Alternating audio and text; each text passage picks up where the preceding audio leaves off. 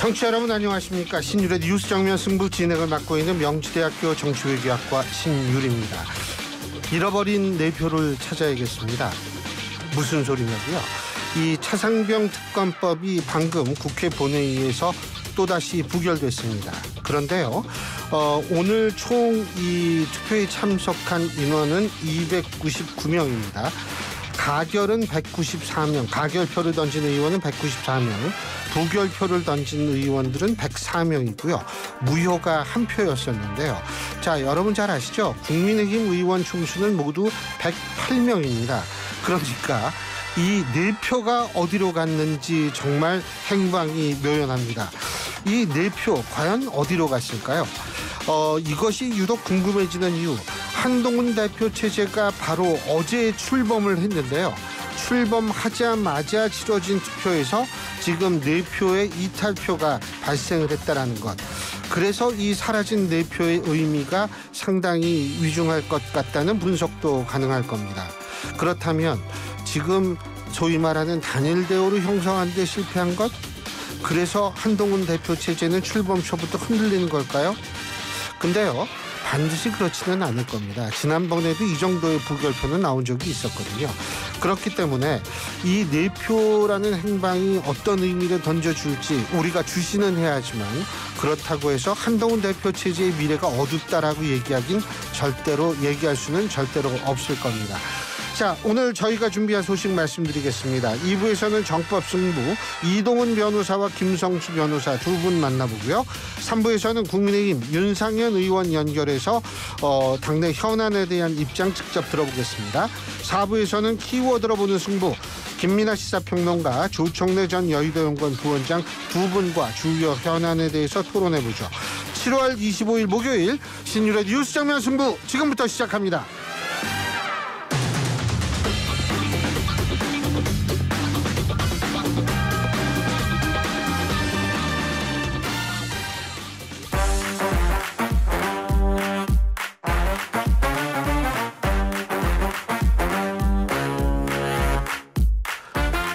신율의 뉴스 정면 승부, 언제나처럼 오늘 하루에 있었던 정치 뉴스 여러분들께 말씀드리고 함께 생각해보는 뉴스 인앤아웃으로 시작을 할 텐데요. 오늘도 여러분이 좋아하시는지는 잘 모르겠습니다만 이우영 아나운서와 함께하겠습니다. 안녕하세요. 안녕하십니까, 이우영입니다. 예, 본인을 우리 청취자 여러분이 좋아한다고 생각하죠? 네. 네. 왜 그렇게 근거가 뭐예요?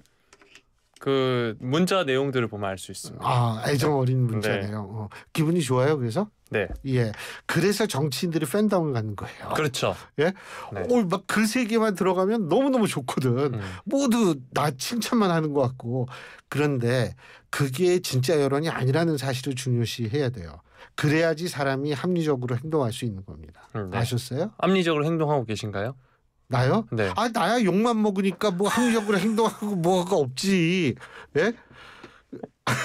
아니, 말이지. 아니, 근데 그렇게 지금 정치인분들도 욕 많이 드시잖아요. 아니, 근데 네. 네가 팬덤 SNS 이 팔로우 뭐 이런 거 있잖아요. 딱 그것만 보면 와, 진짜 자기가 세상을 구해놓은 슈퍼맨으로 생각을 해요. 예. 그래가지고 이게 자꾸 그런데 저처럼 이렇게 굉장히 모든 거를 비관적으로 생각하고 항상 이렇게 하면 그렇게 큰 그런 문제는 없죠. 예, 그래요. 그리고 뭐 그렇게 좋아하는 분들이 많다니까 그 4표가 어디로 갔는지 찾아오세요. 네. 저를 향한 표는 아니었습니다. 그 표가 참 정말 근데 어쨌든 네. 그래서 이제 뭐 청취율 조사 기간도 끝나고 했으니까 뭐 우리 적당히 하고 그냥 넘어갑시다. 어떤 걸요? 지금 얘기하는 거. 네. 네. 어떤 걸 말씀드리면 될까요? 지금 얘기하는 거. 뭘 얘기하고 싶어서 그래요? 아니요. 뭘 얘기하고 싶어요? 얘기해 보세요. 아니, 하고 싶은 건 제가 해드릴 것만 많죠. 해드릴 네. 거. 그럼 네. 여러분이 해주실 말씀은 우물정보구사후 샵 0945로 문자로 보내주십시오. 그러면 저희가 방송에서 제가 여러분 대신해서 말씀을 드리고요. 짧은 문자 50원, 긴 문자 100원의 유료 문자임을 말씀을 드리고요. 오랜만에 이것도 한번 해볼까요? 유튜브 들어가셔서 YTN 라디오 구독해 주시고요. 신율의 뉴스 정면 승부 댓글 부탁드리겠습니다. 이게 또 친구분이 나오셨네. 1976님이 이런 말씀을 하셨습니다. 이효영 아나운서 좋아합니다. 목소리도 좋고 웃는 소리가 너무 듣기 좋습니다. 야, 목소리가 좋은가요? 네. 아니 아나운서니까 목소리가 좋아야지. 그럼 아나운서 감사합니다. 좋아합니다. 네. 그런데 목소리가 영 아닙니다. 이렇게 나오는 건 아나운서가 아니죠. 제가 특별히 더 신경 쓰도록 하겠습니다. 그럼요.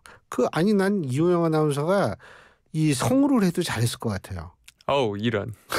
그런데 네. 요새 성우를 뽑는 데가 많지가 않아요. 이런 말도 안 되는. 글쎄요. 네.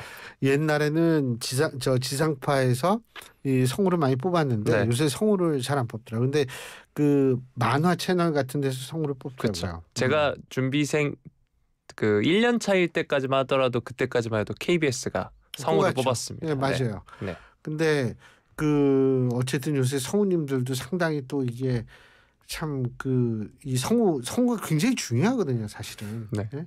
그런데 이제 좀 그렇다. 그게 참 세상이 바뀌니까 이게 어떻게 되는지 저도 모르겠어요. 근데 참 오늘 어떤 얘기부터 해봐요. 왜 갑자기 성우 얘기가 나왔지? 네. 예. 자, 조금 전 전해진 소식부터 다뤄드리도록 하겠습니다. 최상병 특검법, 순직 해병 진상규명 방해 및 사건 은폐 등의 진상규명을 위한 특별검사 임명법이죠. 조금 전 국회 본회의 재표결에서 부결이 됐습니다. 국회가 오늘 오후 본회의를 통해서 최상병 특검법을 안건으로 상정하고 무기명 표결에 붙여졌습니다. 투표 결과 총 투표수 299표 중에 찬성 194명, 그리고 반대 104명, 그리고 기권 1명으로 부결이 된 겁니다. 국회법상 재의결 요건은 국회의원 제적 300명의 과반 출석, 그리고 출석 의원 3분의 2, 200명 이상 찬성인데요. 법안이 가결되려면 국민의힘 여당 의원 108명 중에 8명이 찬성표를 던져야 하는 겁니다. 그간 국민의힘은 특검법 반대 입장을 견지해왔기 때문에 부결은 예상된 수순이었는데요. 일단 정당 의석수를 살펴보면 민주당이 170석, 국민의힘 108석, 조국혁신당 12석, 개혁신당 3석, 진보당 3석, 새로운미래 1석, 기본소득당, 사회민주당 1석씩, 그리고 무소속 1명이었습니다. 개혁신당의 천하람 의원이 해외 출장차 본회의에는 불참을 했고요. 그래서 범야권 의원 191명 전원이 찬성표를 던졌다고 가정을 한다면 여당에서 3명이 이탈했다는 계산이 나오고 있습니다. 여기에는 지난 본회의 때 여당 의원 중 유일하게 최상병 특검법에 찬성표를 던졌던 안철수 의원 등이 포함된 것으로 지금 보이고 있는데, 최상병 특검법은 지난 국회 때도 민주당이 추진을 했고요. 당시에도 윤 대통령 거부권을 행사했고 재표결의 벽을 넘지 못한 바 있습니다. 결국 재표결에서 부결이 돼서 이 최상병 특검법 결국 자동 폐기 수순을 밟게 됐습니다. 야권에서는 이를 계기로 더 강력한 특검법을 추진하자 이런 주장도 나오고 있는데, 새로 발의하는 최상병 특검법에 임성근 전 해병대 1사단장의 구명 로비 의혹과 관련해 김건희 여사 이름을 명시해야 한다, 이런 주장도 나오고 있습니다. 네, 사실 최상병 특검법은 재표결을 하더라도 범야권 의석이 192석으로 가결에 필요한 200석에 미달해서 부결될 거다, 이런 관측이 높았습니다. 그럼에도 재표결을 강행한 배경에 대해서 한동훈 대표는 여당의 분열을 노린 거다, 이렇게 이야기하기도 했는데요. 이 소식 뉴스인 부탁드립니다. 여당의 분열을 노리는 거는 사실 이 특검만 가지고 하는 게 아니에요. 예를 들면 한동훈 특검법 지금 주장을 하지 않습니까? 그게 법사위에 올라갔어요. 근데 당장 이거를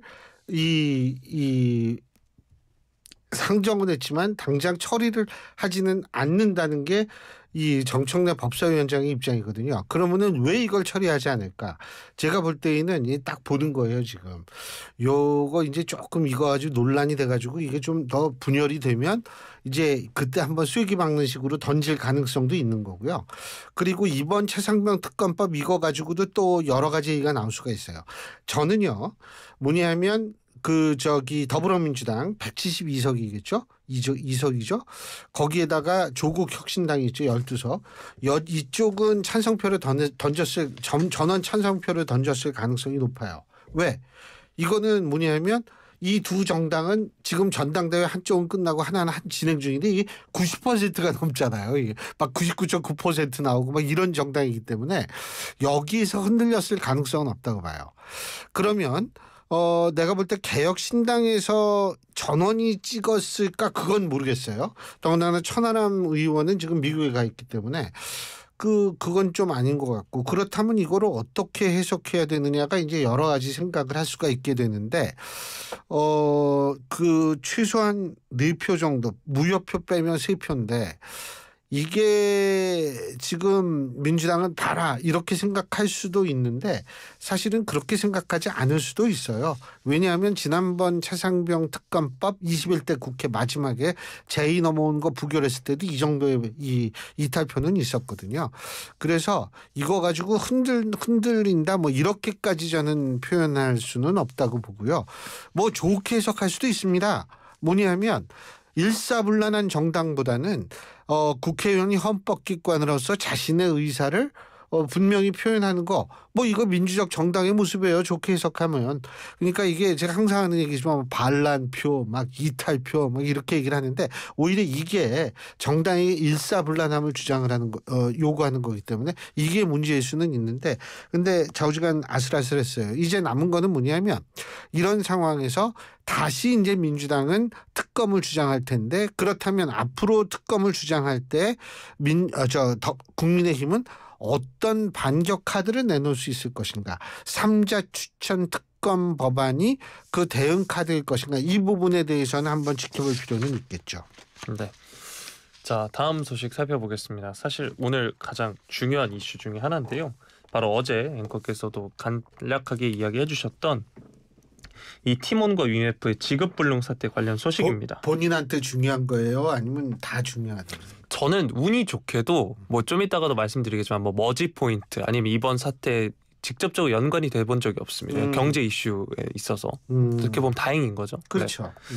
왜냐하면 어제도 교수님께서 여쭤보셨는데 인터파크 좀 이따 얘기할 거지만 제가 이제 콘서트 예매는 이제 인터파크 티켓으로 하는데 이 업체가 인터파크 티켓은 또 아니고 쇼핑만 해당한다고 하더라고요. 네. 자, 이 소식 한번 다뤄보도록 하겠습니다. 싱가포르 전자상거래 업체 Q10 계열사인 티몬 위메프의 판매자 정산 지원 사태가 이어지면서 해당 플랫폼을 이용해 물건을 팔던 판매자들의 피해 사례가 잇따르고 있습니다. 일부 업체가 각종 세금 납부 기한 등이 몰리는 월말까지 판매 대금을 정산받지 못하게 되면서 이러다 신용불량자가 되겠다는 호소가 곳곳에서 나오고 있습니다.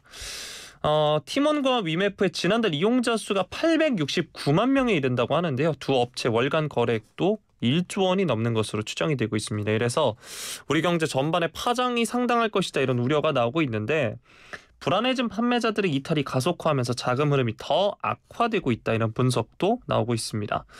업계에서는 Q10이 겪고 있는 유동성 위기가 최악의 경우 부도 사태로까지 이어질 가능성도 배제할 수 없다 이런 말이 나오고 있고, 또 일반 소비자들 사이에서도 예약해둔 여행 상품권이나 항공권 등을 환불받지 못하는 피해가 속출하고 있는데요. 일단 티몬 위메프가 판매업체 정산하지 못한 미수금 규모는 아직까지 공개되지 않은 상황이라고 하는데 최소 1,000억 원대다 이런 이야기가 나오고 있습니다. 티몬 위메프는 제3자 금융기관을 통해 대금을 지급하는 새로운 결제 시스템을 도입하는 등 판매자 달래기에 전력을 다하고 있는 것으로 지금 전해지고 있는데요. 이 Q10이란 기업, G마켓을 창업한 구영배 대표가 이베이와 합작해서 2010년 싱가포르에서 시작한 이커머스 기업입니다. 국내에선 2022년, 2년 전에 티몬을 인수했고요. 2023년에는 인터파크 쇼핑, 4월 위메프를 차례로 사들여서 시장에 관심을 모았고, 올해 들어서는 글로벌 플랫폼 위시 그리고 AK몰을 인수하기도 했습니다. 문어발 확장으로 한때 주목을 받긴 했는데 업계에서는 이 Q10이 벌인 공격적인 인수 전략이 유동성 문제 시발점이다 이런 분석이 나오고 있습니다.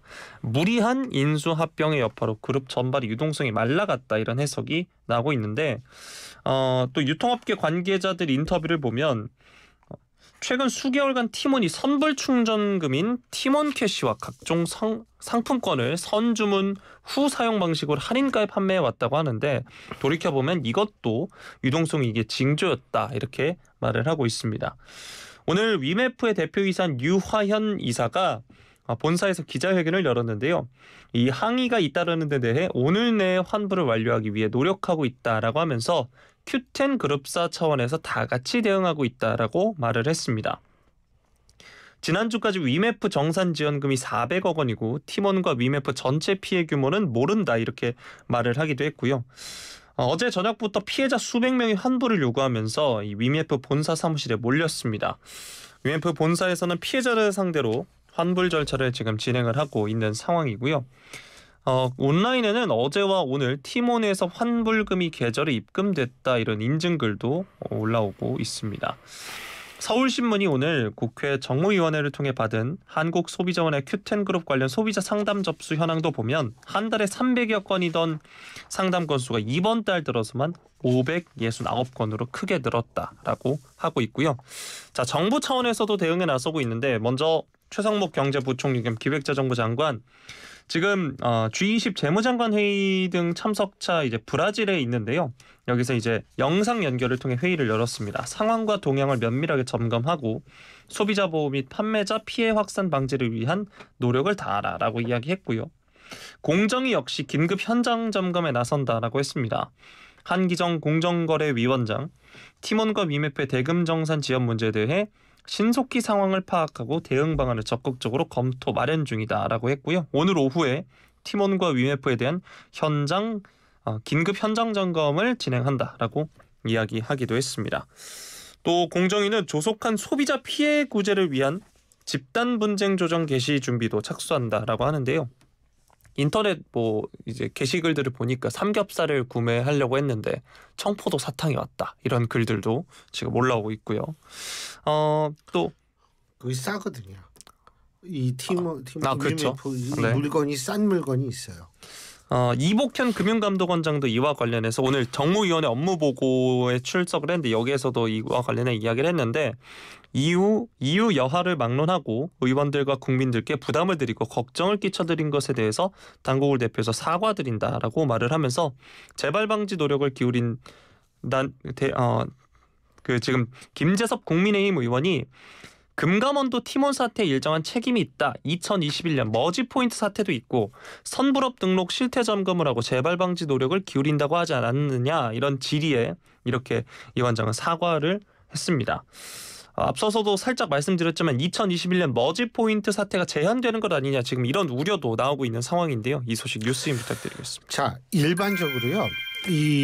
우리가 이제 상품을 결제하지 않습니까? 그러면은 일반적인 방식은 뭐냐면 그 결제를 하면 제3금융기관이 그 돈을 보관을 하고 있다가 판매자에게 정산하는 시스템인데 지금 그러니까 네이버, G마켓 이런 데는 전부 이런 시스템으로 지금 하고 있는데 근데 위메프 같은 경우에는 판매 대금을 직접 관리했었다는 거예요. 그래서 2달 뒤에 정산을 하는 방식으로 이 고객들의 결제 자금을 사용을 그런 식으로 했는데 그래서 이제 이건 지금 의혹 수준이에요. 의혹이 불거지는 게 뭐냐면 고객 결제 자금을 2달 동안 보관하고 있으면서 이른바 돌려막기용으로 사용한 것 아닌가 이런 의혹이 제기될 수 있는 상황이라는 거. 특히 이제 굉장히 이게 갑자기 사업을 확장하다 보니까 막 그 외국에 있는 업체도 사고 이러다 보니까 돈이 필요한데 그 돈을 일정 부분 이 돈을 끌어다 쓴 것은 아닌가 이런 추론이 나오고 있는 거고요.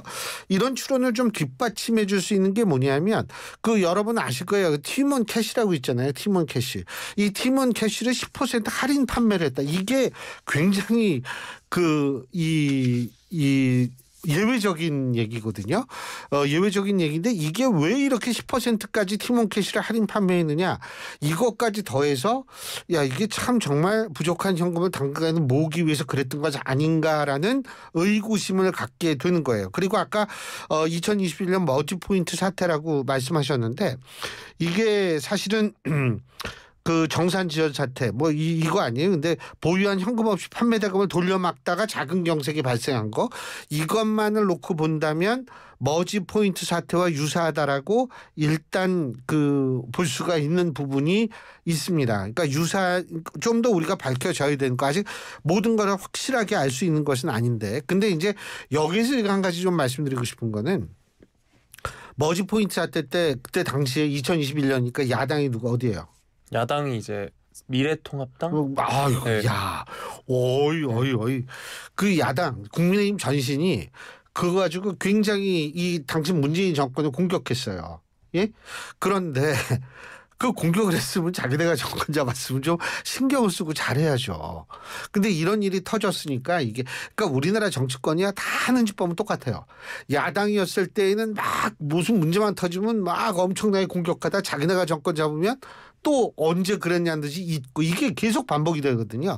근데 이번에 이 위메프 티몬 이 사태를 보면 그런 생각이 드는 거예요. 아 옛날에 이게 이쪽에서 공격했던 건데 이제 공격을 받게 생겼다 이런 생각이 드는데 이거 지금 피해 보상이 그렇게 하간 빨리 어쨌든 이 수습을 해야 될 텐데 이게 피해 보상이 어려워질 수도 있다라는 의견도 있습니다. 그렇기 때문에 이게 어떻게 될지는 우리가 좀 더 지켜봐야 되고 더군다나 아유 요새 경제도 안 좋은데 이 휴가 가려고 말해요. 여기서 이 여행 상품 샀다가 이렇게 되면 근데 이게 사실은 개인에 있어서의 피해도 중요한데 문제는 뭐냐면 여기에 했다가 소위 말하는 그 뭐 기업이라기보다는 여기에 이제 그 자기네 상품을 내놨던 판매자들 네.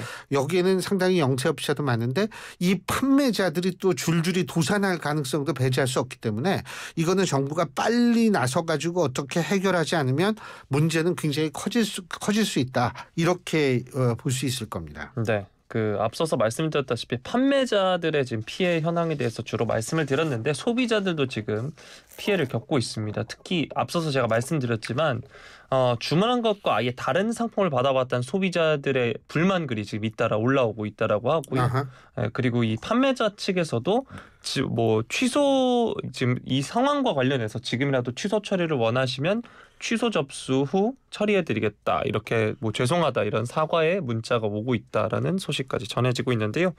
자, 이 소식은 잠시 후 2부 정법 승부에서 심층적으로 다뤄드릴 예정이니까 계속해서 스테이 튠 부탁드리겠습니다. 어쭈? 좋아요. 네. 자, 다음 소식 또 경제 소식입니다. 그리고 경제 소식인데 또 그다지 좋은 소식은 아닌데요. 한국은행이 오늘 발표한 2024년 2분기 연간 실질 국내 총생산 GDP 속보치를 보면 우리나라의 지난 1분기 실질 GDP가 전기 대비 0.2% 감소했습니다. 2022년 4분기에 기록했던 마이너스 0.5% 이후 최저치고요. 시장 전망치를 하회한다고 합니다. 전년 동기 대비로 2.3% 증가했다고 하는데 이는 지난 1분기에 깜짝 성장에 따른 기저효과가 작용한 것으로 풀이가 되고 있습니다. 업종별 성장률 한번 보면 건설업이 5.4%가 감소했다고 하고요. 제조업이 0.7% 증가, 서비스업은 전분기 수준을 유지했다고 합니다. 수출은 자동차, 화학 제품을 등을 중심으로 0.9% 증가를 했고 수입은 원유와 석유 제품 등을 중심으로 1.2%포인트 상승했다고 하는데요. 지출 항목을 보면 내수와 순수출 성장 기여도가 모두 마이너스 0.1%포인트를 기록을 했다고 합니다. 최상목 부총리가 앞서서 제가 말씀드렸다시피 지금 G20 재무장관 회의 등에 참석을 하고 있는데 이 국내 총생산 속보치에 대해 수출 중심 회복세가 지속되고 있으나 아직 경제 전반으로 온기가 확산되지 못한 측면이 있는 만큼 정책적 노력을 한층 더 강화해야 된다라고 당부를 했고요. 하반기 공공부문 15조 원 추가 투자 융자 등 건설 투자 보강 과제를 신속 추진하고 건설업 고용 지원 방안을 조속히 마련해서 다음 주 중 발표하라라고 했고 지역과 기업의 현장 투자 애로를 발굴 해소하기 위한 하반기 투자 익스프레스를 즉각 가동하는 한편 임시 투자세 공제의 조속한 제2법을 통해 투자 활력의 제고에 정책 노력을 집중하라 이렇게 지시했다고 합니다. 자, 특히 마이너스 성장은 내수 위축 영향이 컸다 이런 분석이 나오고 있는데요. 이 소식 교수님 부탁드리겠습니다. 이게 뭐 기저효과가 복잡하니까 제가 이렇게 설명을 좀 해드리고 싶어요. 이 시험을 봤는데 평소에 반에서 30등 하던 친구가 시험을 좀 잘 봤어요. 그래가지고 10등까지 올라갔어요. 10등까지 30등이 10등 올라가면 잘한 거 아니에요. 근데 그 다음 시험 봤는데 좀 못 봤어. 그래서 13등 정도 했어요. 그래도 예전에 비하면 엄청나게 잘한 거 아니에요. 그죠? 그런데 딱 그 부분만 보면 야, 이 3등 떨어졌으니까 얘가 시험을 못 봤구나 이렇게 얘기할 수는 없다는 거죠. 그러니까 우리가 지난 분기에 굉장히 깜짝 성장을 했기 때문에 그것을 유지를 하면 물론 더 좋았겠지만 이게 조금 더 떨어졌다라는 건데 일반적으로 놓고 본다면 하반기 되면은 상반기보다 성장률이 좀 높아지거든요. 그렇기 때문에 제가 볼 때에는 이게 지금 당장 뭐 이게 좀 떨어졌다고 해서 야 이거 큰일 났구나라고 얘기하기는 힘들 거라고 저는 보고요. 한 가지 제가 또 말씀드리고 싶은 건 경제가 이렇게 1.3% 했다가 지금 1.1% 된 건데 그 정도면 괜찮다고 그러는데 난 도대체 왜 이렇게 삶이 팍팍하지? 우리 청취자 여러분 다 그렇게 생각하실 거예요. 근데 이게 뭐냐면 이렇게 성장세가 좀 누적이 되면 이른바 낙수 효과 때문에 분명히 일반 서민들의 경제도 좀 풀리긴 풀립니다. 근데 시간이 걸리죠. 그러니까 이 상태를 유지하고 조금 더 있으면 저는 굉장히 이게 잘 풀릴 가능성이 있다고 생각해요. 우리 청취자 여러분 제가 얼마 전에 말씀을 드린 거 기억하시는지 모르겠지만 2026년에 소득이 4만 달러. 물론 소득이라는 게 4만 달러라는 거는 이 환율이라든지 이런 게 이제 전부 복합적으로 우리 계산을 해야 되는 거기 때문에 그건 그렇지만 그 정도까지 올라간다라는 얘기는 우리가 성장세를 어느 정도 유지할 수 있다라는 얘기거든요. 외국에서 봤을 때에도. 그러니까 우리가 조금만 좀 참고서 한번 보면 될 것 같고요. 참고로 제가 말씀드리자면 우리나라 물가 많이 오르잖아요. 과일 사기도 무섭고 제가 그거 충분히 거기에 공감을 하는데 근데 여러분 지금 대선 치르고 있는 나라가 어디입니까? 베네수엘라 지금 마두로 대통령이 다시 연임을 하려고 그러고 막 겁주거든요.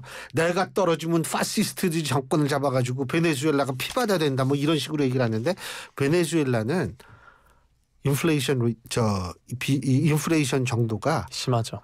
엄청 심해요. 1000%가 넘어요.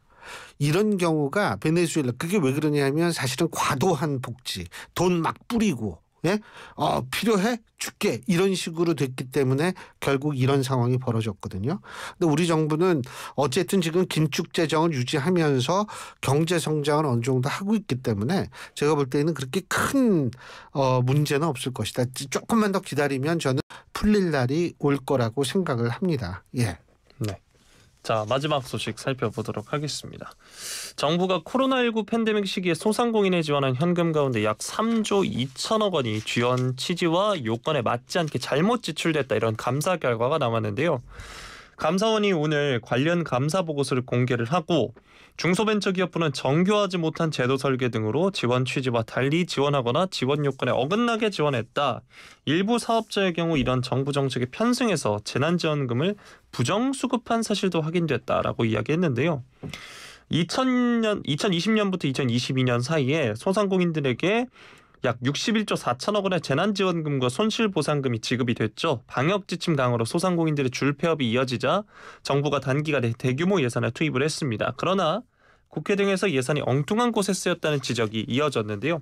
감사원이 이런 지적을 토대로 감사를 벌인 결과 지원 취지와 다르거나 지원 요건에 어긋나게 집행된 액수가 약 각각 3조 1,200억 원, 1,102억 원으로 조사가 됐습니다. 보이스피싱 업체도 코로나 지원금을 받았다 이런 이야기도 지금 나오고 있는데 감사원의 발표 어떻게 들으셨나요? 간단히 얘기를 해서 이때는 그러니까 여러분 기억하시겠지만 처음에는 전국민 재난지원금 했지만 그 다음부터는 이제 소위 말하는 진짜 힘든 업종에 이렇게 했는데 저는 이때가 비상 상황이기 때문에 어떤 부분에서 정부의 어떤 그런 실수를 벌일 수 있는 그 실수가 나타날 수 있는 부분이 있다라고 생각을 해요. 근데 사실 그런 때일수록 좀 더 면밀히 살피고 우리 세금 아니에요. 우리한테 부담이 우리한테 돌아오는 거거든요. 여러분 생각해 보세요. 제가 항상 얘기하지만 저는 전 국민 대상으로 뭐 돈 주는 거 반대하는 이유가 뭐냐면 그게 그렇게 해서 돈 몇 푼 받았다가 우리가 짓는 부담은 훨씬 더 커져요. 제가 말씀드렸듯이 뭐 예를 들면 얼마 받고 그다음에 인플레이션 더 심해져가지고 금리 오르면 거기에서 세금이 아니라 이자 내는 거 더 커지는 거. 근데 이때 당시에는 워낙 비상 상황이었기 때문에 제가 볼 땐 이해할 수 있는 구석은 분명히 있지만 그래도 좀 조심했어야 된다라는 생각 들고요. 굉장히 이때 그 정부가 이 자화자찬을 많이 하지 않았었습니까? 이때 당시에 그런 거 이렇게 보면 이 자화자찬이라는 거 이거 상당히 좀 위험하다. 현 정부도 그런 거는 잘 좀 생각해야 될 것이다. 이런 생각이 듭니다. 오늘 말씀 여기까지 듣죠. 고맙습니다. 고맙습니다. 예, 지금까지 이호영 아나운서였습니다. 안녕하세요.